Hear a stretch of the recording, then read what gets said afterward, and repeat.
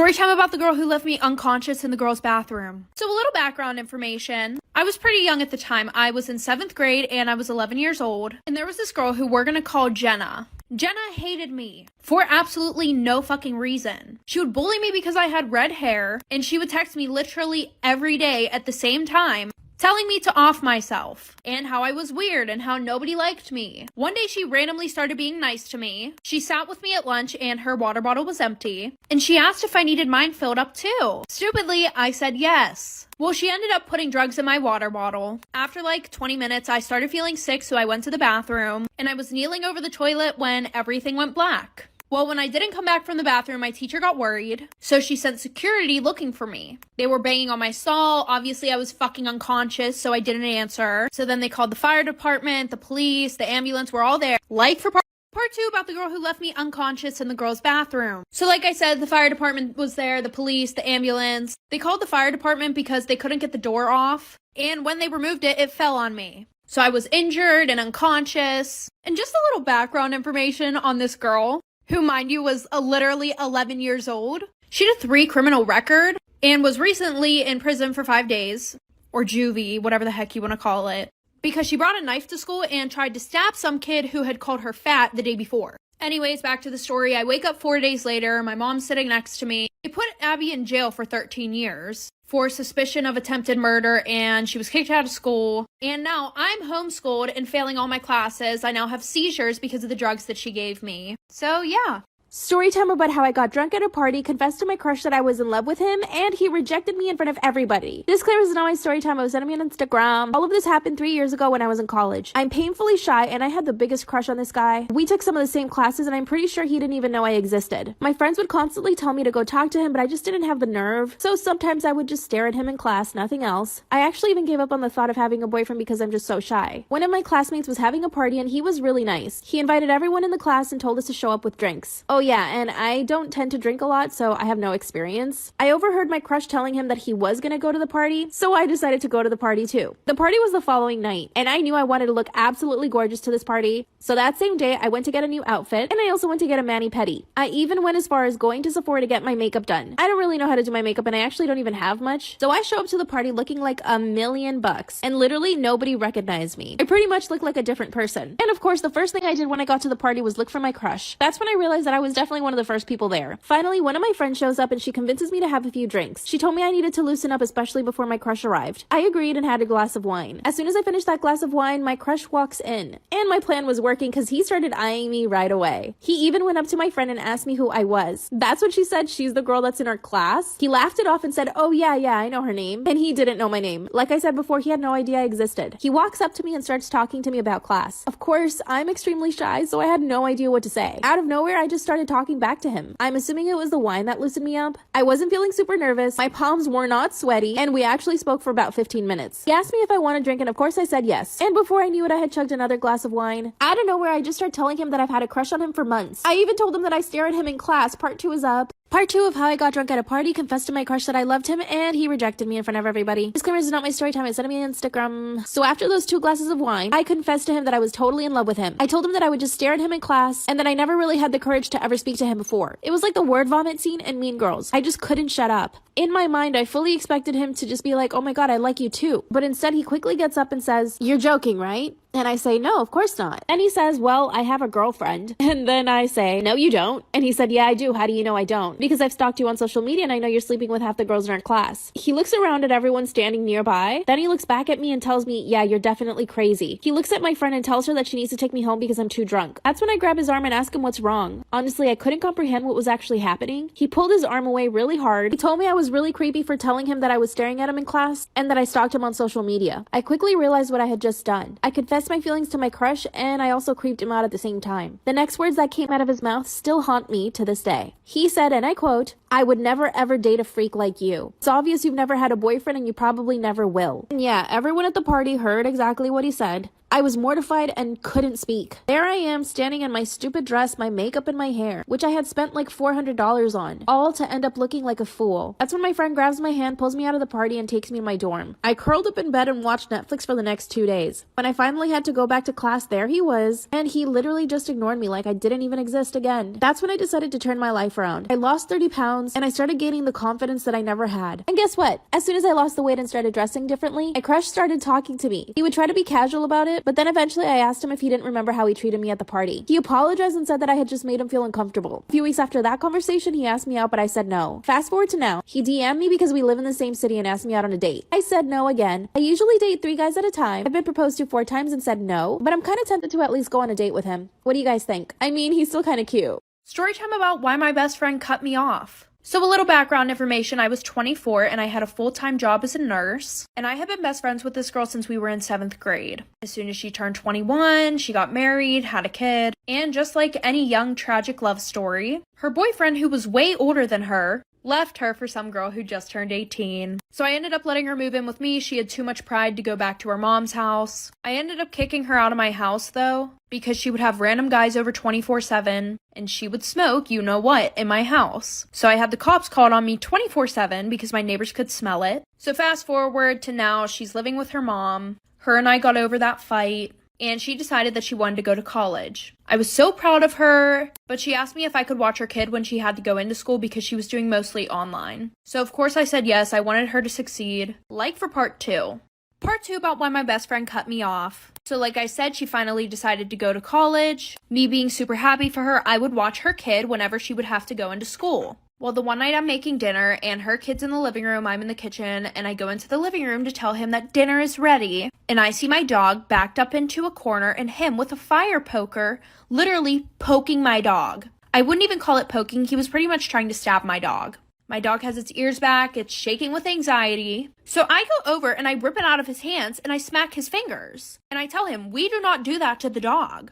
Like, what is wrong with you? So my friend comes, picks him up. A few days later, she comes to drop him off again. And she says, hey, can I talk to you? I already knew what it was about, so I was expecting this. She was like, Gavin told me that you hit him last time he was here. And I was like, yeah, he pretty much was stabbing my dog.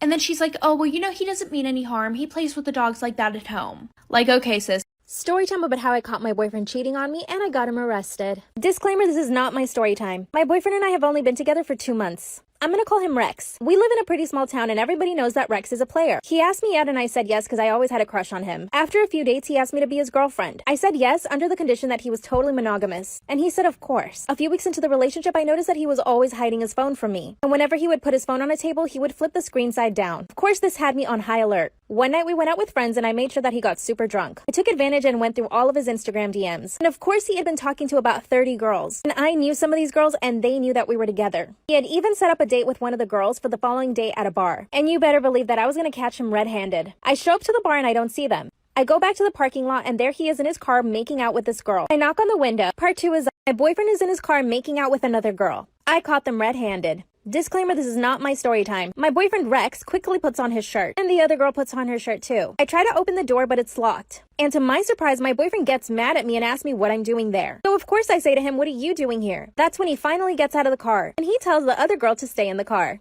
I told him that he had promised to be monogamous. That's when he said that I was crazy and that he had never promised that, and that he had no intention to be serious with me. Then he said that I made that entire conversation up in my head. And then he told me to leave. I was so shocked. I couldn't believe what he had just said to me. The girl gets out of the car and she actually apologizes to me. And she told me that Rex had told her that he was single. Then Rex lunges at her, starts pulling her hair, and pushes her to the ground. Part 3 is up. My boyfriend lunges at the girl that I just caught him cheating on me with. He starts pulling her hair and pushes her to the ground. Disclaimer, this is not my story time. Tried to get him to stop and I pulled his arm. Then he turns around and starts chasing me. I run back into the bar and 2 guys stop him. I called the cops right away and they came and arrested him. Later on that day, he asked me to bail him out and I said no. Everybody knows what he did. The other girl is trying to press charges and my dad wants me to get a restraining order. But I'm still in love with him and I don't want to get him in any more trouble. I even want to take him back. But I know I shouldn't, right?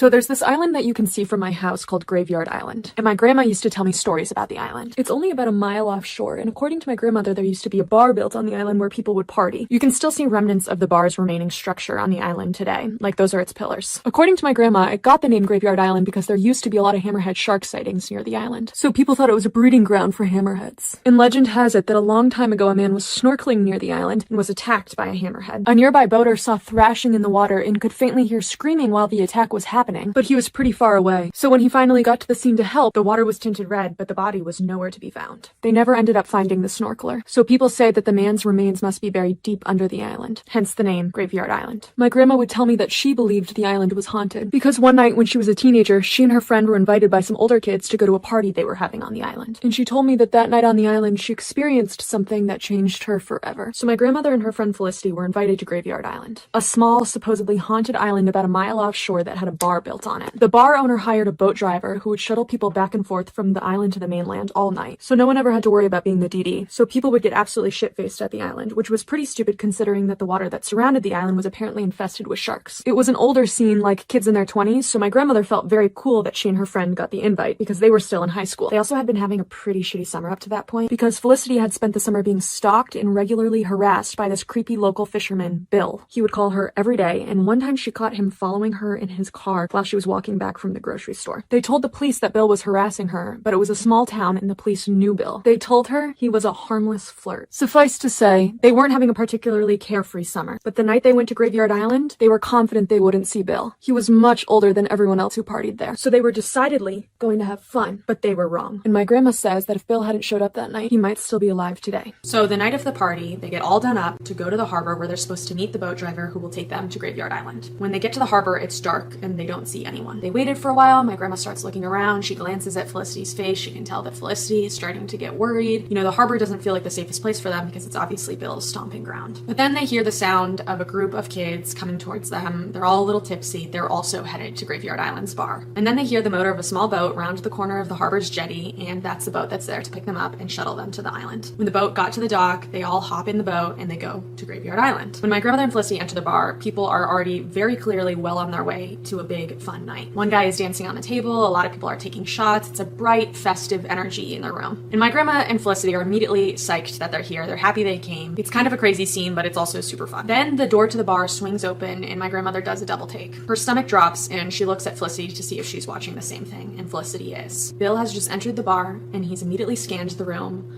and found Felicity. My grandmother asks Felicity if she wants to leave, but Felicity all of a sudden looks really determined and she says, no, this is the most fun we've been having all summer. We're not gonna let this loser ruin it for us. Plus, the bar is super crowded, so Felicity feels like she's in control and can keep a safe distance from Bill and have the buffer of a bunch of bodies in between them. So that's what they do. The girls keep having a fun night. Felicity, of course, is on edge. She keeps glancing over her shoulder, keeping tabs on where Bill is, but they manage to keep having a good time. She always has a good distance between her and Bill. My grandmother's also keeping an eye on Bill, watching his every move out of the corner of her eye. She notices that he's drinking heavily. Every time she looks at him, he's taking another shot of whiskey, looking at the girls with menacing eyes. Then she sees Bill stagger towards the bathroom and disappear behind the bathroom doors. My grandmother relaxes for a moment, knowing that Bill is out of range. And Felicity leans into my grandmother's ear and tells her she's gonna get them both another beer from the bar. Felicity disappears into the crowd of people. The next thing my grandmother hears is a woman's yelp and a man's voice saying, "What the fuck, you stupid bitch?" My grandma pushes through the sea of people and sees Felicity crying and Bill clenching Felicity's wrist violently. My grandma immediately steps in between them and tells Bill to let go of Felicity immediately, which he finally does. And then the bar owner shows up and he asks what the problem is, and Felicity explains what happened.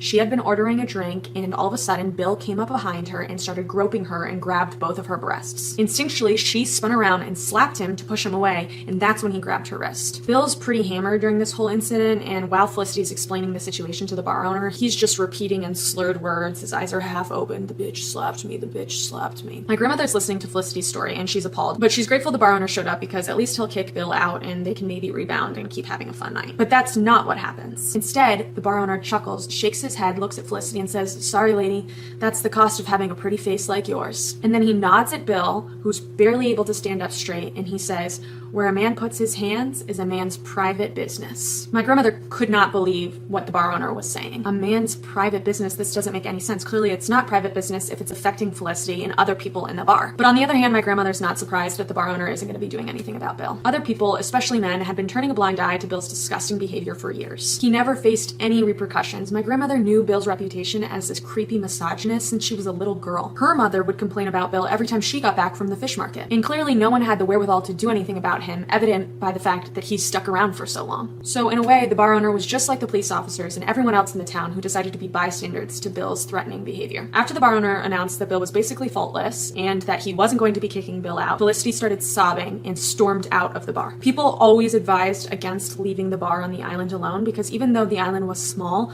the terrain was super rough and rocky and could be very dangerous at night. And on one side of the island, there was a 30-foot cliff, so if you weren't careful, you could fall, especially when it's dark at night. My grandmother, knowing this, followed after Felicity immediately. She started shouting Felicity's name, but it was windy, so her voice kept being taken by the wind. She checked the dock on the island where the shuttle boat picked and dropped people off, but when she got there, it was just the boat driver alone on the dock, smoking a cigarette alone. He said that he hadn't seen anyone come by for the past 2 hours. My grandmother keeps searching all over the island, but as I said, it's pretty small, so there's not many places she can look. My grandmother can't find Felicity anywhere. Then my grandmother hears a splash, like someone jumping off the island's cliff into the water, and she screams Felicity's name and runs towards the edge of the cliff. And then the clouds slowly uncover the moon, and the luminous blue light of moonlight reveals that it is in fact Felicity in the water. She's now swam towards the edge of the cliff and is climbing up the rock wall, getting out of the water. Once Felicity is safely on top of the island, my grandmother freaks out. She's like, Felicity, what were you doing? The currents are so strong at night down there, and not to mention, you know people say that this water's infested with hammerheads. Felicity goes, oh, I didn't know that. She's totally blasé about the whole situation, which my grandmother finds really weird. She's usually quiet, but even quieter in this moment. All she does is shrug and say, sorry, I just had to collect my thoughts. In that moment, my grandmother claims that she knew something was off with Felicity. There was something different in her eyes, like she was ready to do unprecedented things for revenge. My grandmother assumes they're just gonna go home after that. First of all, Felicity is drenched in water,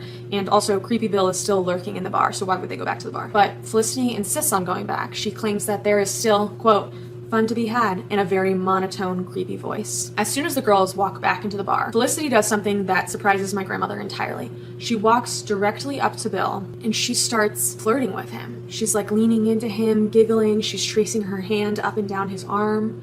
My grandmother can't believe what she's looking at, and she can tell Bill seems almost just as surprised as my grandmother is. He's definitely shit-faced, but he is loving Felicity's attention. My grandmother is actually pretty disturbed by this though, so she goes up to them and tries to intervene, but Felicity physically pushes her away and says, excuse me, you're interrupting a conversation here. My grandmother just keeps watching them from like 10 feet away. She's in shock. She really doesn't know what to do. And then she sees Felicity lean in for a kiss, and all of a sudden, Bill and Felicity are making out in front of everyone at the bar. Just as this is happening, the bar owner walks by my grandmother and says, see? She was into it the whole time. She was probably asking for it. My grandmother goes, no, she wasn't. This guy is disgusting. And the bar owner responds, clearly your friend doesn't think so. My grandmother is embarrassed for both herself and Felicity and decides she needs to put an end to this. So she goes up to them a second time, more stern and aggressive, and says, Felicity, what are you doing? I want to go home. Let's go. This man is disgusting. We're leaving. But Felicity looks my grandmother directly in the eyes and she says, go home yourself. I'm staying here with Bill. My grandmother just stares at her friend, shocked. And Bill, from the side, slurs, you heard her. My grandmother is now pissed, so she says, Felicity, this is your last chance. I'm leaving right now. She points at Bill. This guy's a fucking creep and you know it. Go away. Felicity responds. My grandmother was so confused, but she knew in her heart, that Felicity was up to something. It was too unbelievable that she was suddenly attracted to Bill. But my grandmother leaves, she gets in the shuttle boat, and she heads home. She's full of mixed emotions. She feels kind of guilty for leaving Felicity on one hand, but she's also really angry at her friend, who's kind of abandoned her as well. It is, after all, 1 a.m. It's an appropriate time to call it a night and go home. My grandmother goes to sleep, and she wakes up to the noise of her bedroom door opening, and she sees Felicity tiptoeing in. She looks out the window and she can see the sun's rising at this point, the birds are chirping, and she glances at her watch and she sees that it's 5:30 in the morning. Felicity was out all night. The next morning is pretty awkward between my grandmother and Felicity. They're not really talking much. My grandmother doesn't really ask for that many details about the night before because, quite honestly, she doesn't really want to know them, but when she does ask for little tidbits, Felicity isn't particularly forthcoming either. She doesn't divulge much. Later that day, my grandmother runs into some friends who were also at the Graveyard Island bar the night before, and they tell her that they saw Bill and Felicity leave the bar together, but those are the only details she gets. A few days later, my grandmother's mom asks her to go to the Harbor's fish market to buy some cod for dinner that night. My grandmother goes alone on her walk there. She gets ready to be repulsed by Bill, but when she gets there, Bill isn't at the fish market. At first she doesn't say anything, but then her curiosity gets the best of her, and she asks one of the other fishermen where Bill is, and he shrugs and says, we haven't seen Bill since the weekend. We think he's sick or something, but we haven't heard from him. For the rest of the week, Bill doesn't show up for work. A couple of the fishermen think it's odd, but no one goes goes looking for him. Bill wasn't a very likable guy, so he didn't have any close friends who would check in on him if he didn't show up to work for a few days. No one was particularly worried about Bill's well-being. But then, the following Monday,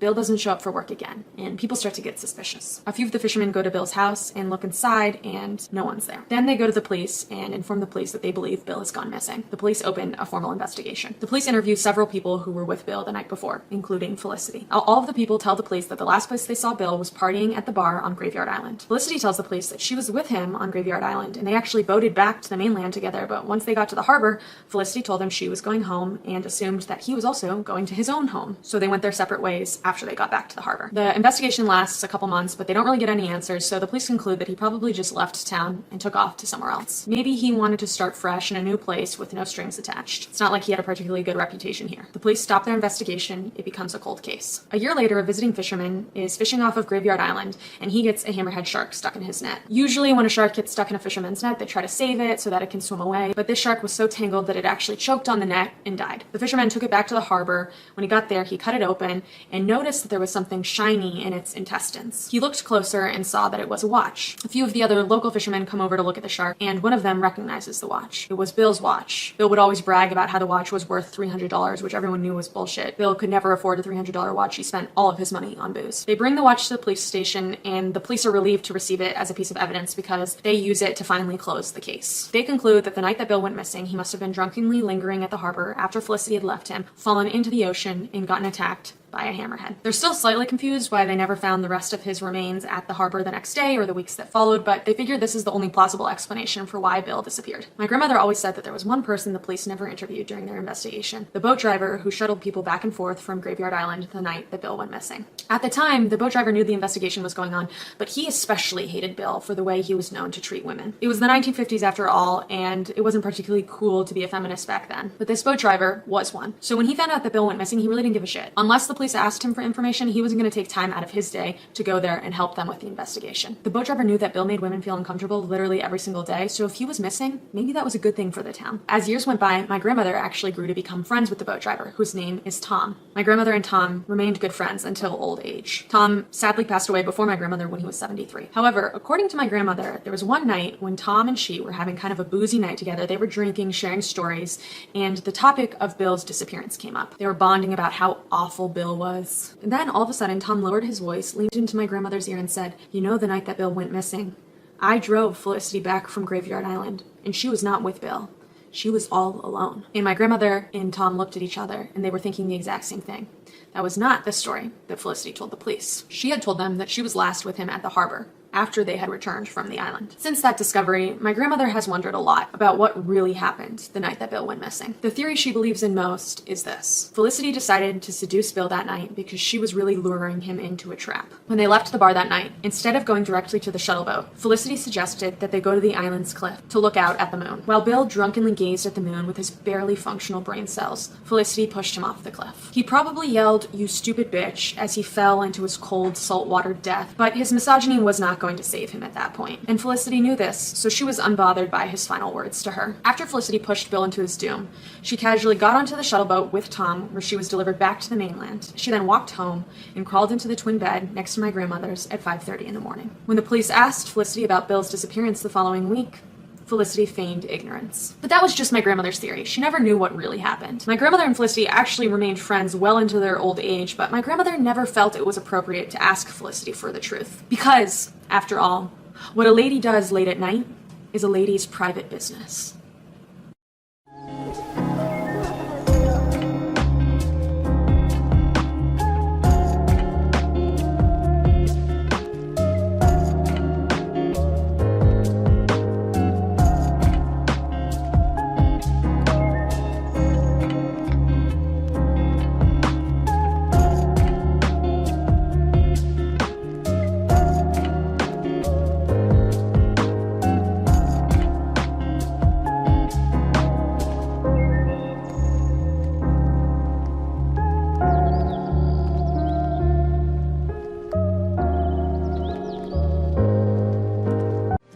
It's in the morning breeze that you find some peace.